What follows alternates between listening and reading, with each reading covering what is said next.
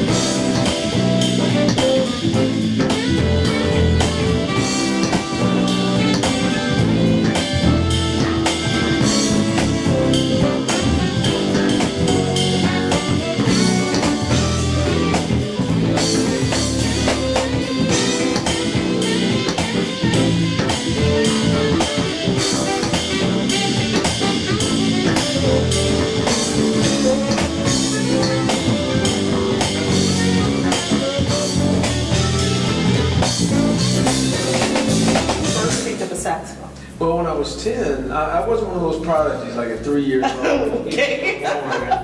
I was 10 when I started playing the piano. My sister was playing the piano, and I wanted to do that, so I played classical piano I still play, but that's where I do all my writing. But then, a year and a half or so later, he brought home a saxophone, and that was it. Oh, wow. Love at first sight. Well, you do look like you could definitely master the keys. You got the piano fingers. Yes, you do. Long fingers. All right, so you started writing music, you picked up the horn, fell in love with it, and just took off from there.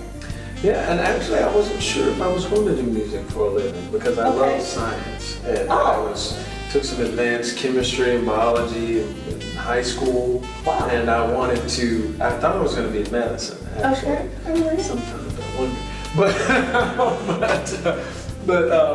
ended up in music, and probably about the time I got high school, decided this is what I want to do with the college. We're going to do just a little bit of a song from my endless highway disc, a little tribute to one of my great friends who left us way too early. This is called That Windless Song.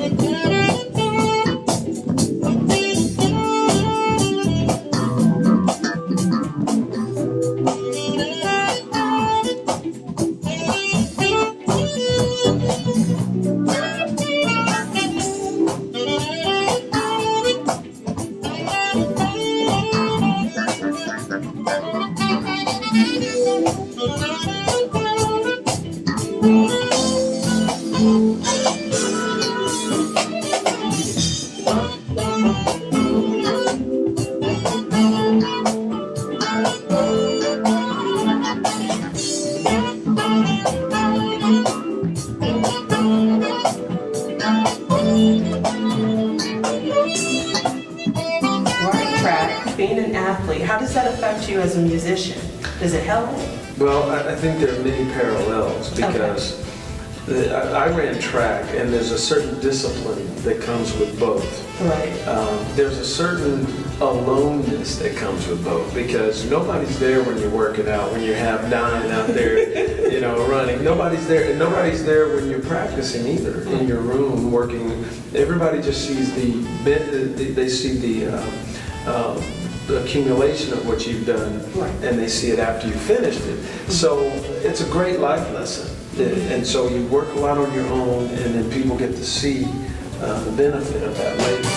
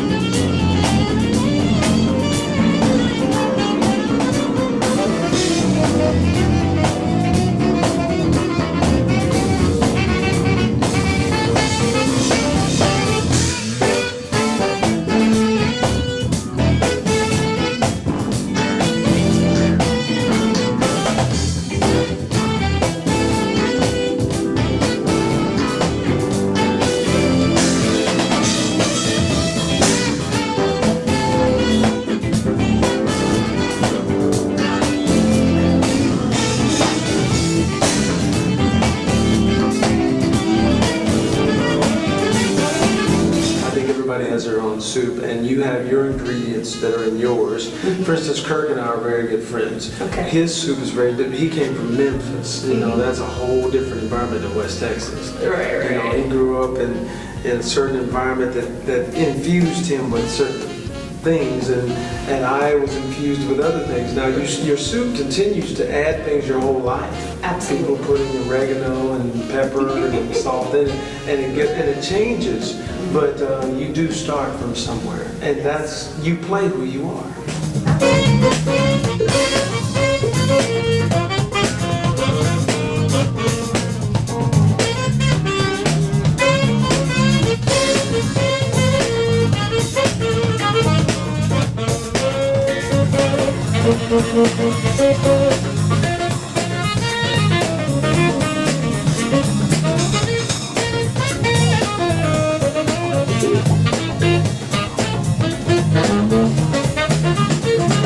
Create something without the words. And so when I go in and I try to write something like an open road or something, then when you sit back and you play that for somebody, you want them to feel what you were feeling and see what you were seeing. And that's the challenge. So I take writing very seriously, and it's time consuming. That's why I haven't done a whole lot lately.